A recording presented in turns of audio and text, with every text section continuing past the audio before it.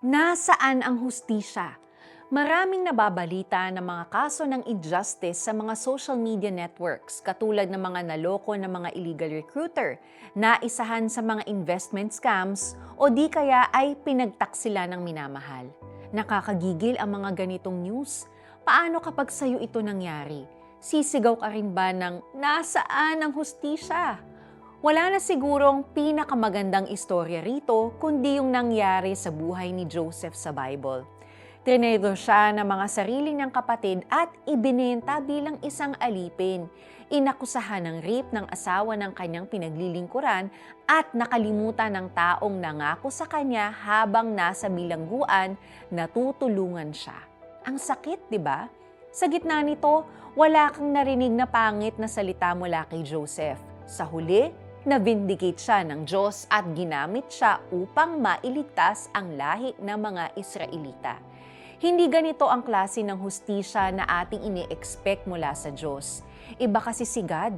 Mahal din kasi niya ang mga taong nakakagawa ng hindi maganda sa atin. Kaya hindi natin dapat hinihingi sa Diyos na mapasama or masaktan sila. Gagamitin ng Diyos ang mga pangyayari sa buhay natin hindi lang para sa ating kabutihan, kundi para rin sa mga nang-api sa atin.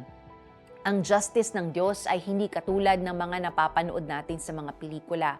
God works in mysterious ways. God not only loves you and wants to heal your wounds, but He also wants to save the person who hurt you. Iba ang vengeance ni God. Ang ginagawa niya ay para sa ikabubuti nating lahat. Manalangin tayo. Panginoong Jesus, please heal my heart. I pray for the person who hurt me. Mahal mo rin siya. I pray that I may forgive them katulad ng pagpapatawad mo sa akin.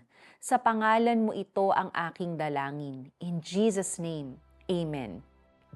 Ilista mo sa isang notebook ang pangalan ng mga naka-offend o nakasakit sa'yo. Pray for those on your list.